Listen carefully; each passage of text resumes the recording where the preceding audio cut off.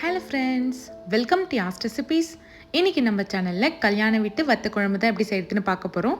கல்யாண வீட்டில் அந்த வத்த குழம்புக்குன்னே தனி ஃபேன்ஸ் இருப்போம். ஏன்னா இதோட டேஸ்ட் அவ்வளோ சூப்பராக இருக்கும். அந்த சூப்பரான வத்த குழம்பு எப்படி செய்யறதுன்னு பார்க்கலாமா? அதுக்கு ஒரு லெமன் சைஸ் புளியை நான் சுடு தண்ணியில் ஊற வச்சுருக்கேன். இப்போ தாளிக்கிறதுக்கு பேனில் 4 ஸ்பூன் நல்லெண்ணெய் சேர்த்துக்கோங்க. இப்போ 1/4 கப் அளவுக்கு சுண்டைக்காய் வத்தல் எடுத்திருக்கேன். அதையும் சேர்த்து நல்லா பொரிச்சு எடுத்துக்கலாம். இந்த சுண்டைக்காய் வத்தலோட கலர் லைட்டாக சேஞ்ச் ஆகி வரணும். அந்த மாதிரி வந்ததும் நம்ம தனியாக எடுத்து வச்சுக்கலாம். இப்போ வத்தல் நல்லா கலர் சேஞ்ச் ஆகி வந்துருச்சு. இதை தனியாக எடுத்து வச்சுக்கோங்க. இப்போ அதே எண்ணெயிலே 1/2 ஸ்பூன் கடுகு, சீரகம், வெந்தயம் சேர்த்துக்கலாம். இப்போ இது மூணும் நல்லா பொரிஞ்சதுக்கப்புறம் ஒரு 3 காஞ்ச மிளகாய் சேர்த்துக்கோங்க. கொஞ்சமாக கருவேப்பிலை சேர்த்துக்கோங்க. ஒரு 20 போல் சின்ன வெங்காயம் சேர்த்துக்கலாம். இந்த குழம்புக்கு கண்டிப்பாக சின்ன வெங்காயம் தான் சேர்க்கணும், அப்போ தான் டேஸ்ட் நல்லாயிருக்கும். 10 பல் பூண்டை முழுசாக சேர்த்துக்கோங்க. சேர்த்துட்டு இது ரெண்டையும் நல்லா வதக்கி விடுங்க. வெங்காயமும் பூண்டும் நல்லா கலர் சேஞ்ச் ஆகி வரணும், அந்த மாதிரி வதங்கணும். பாருங்கள், வெங்காயமும் பூண்டும் நல்லா கலர் சேஞ்ச் ஆகி வதங்கிடுச்சு. நல்லா இந்த மாதிரி வந்தால் தான் குழம்பு நல்லாயிருக்கும். இப்போ இதில் நம்ம தக்காளி சேர்த்துக்கலாம். நல்லா ஒரு பெரிய தக்காளியாக பழுத்த தக்காளியாக சேர்த்துக்கோங்க.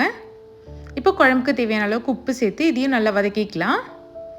தக்காளி நம்ம சேர்த்ததே தெரியக்கூடாது, அந்த மாதிரி நல்லா குழைவாக வதக்கிக்கலாம். இப்போ பாருங்கள், தக்காளி நல்லா குழஞ்சி அந்த தண்ணிலாம் வெளியே வந்துடுச்சு. இந்த மாதிரி வதங்கணும். இதில் 1/2 ஸ்பூன் மஞ்சத்தூள் சேர்த்துக்கலாம். 1 ஸ்பூன் தனி மிளகாய்த்தூள் சேர்த்துக்கோங்க. 2 ஸ்பூன் சாம்பார் பொடி சேர்த்துக்கோங்க. இது கண்டிப்பாக சேருங்க, அப்போ தான் டேஸ்ட் ரொம்ப நல்லாயிருக்கும். 2 ஸ்பூன் குழம்பு மிளகாய்த்தூள் நான் சேர்த்துருக்கேன். உங்ககிட்ட குழம்பு தூள் இல்லைன்னா நீங்கள் மல்லித்தூள் கூட சேர்த்து நல்லா இந்த மாதிரி எண்ணெயிலே வதக்கி விட்டுக்கோங்க. இப்போது இதில் கரைச்சி வச்ச புளி தண்ணி சேர்த்துக்கலாம். உங்களுக்கு எந்த அளவுக்கு குழம்பு வேணுமோ அந்த அளவுக்கு தண்ணியில் புளியை கரைச்சி சேர்த்துக்கோங்க. இது எல்லாத்தையும் சேர்த்து நல்லா ஒரு வாட்டி மிக்ஸ் பண்ணி விட்டுக்கலாம்.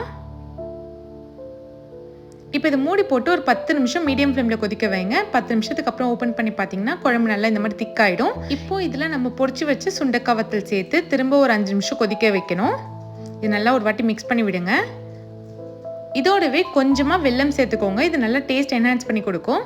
சேர்த்துட்டு ஒரு 5 நிமிஷம் கொதிக்க வைங்க. நல்லா எண்ணெய் பிரிஞ்சு இந்த மாதிரி வரணும்.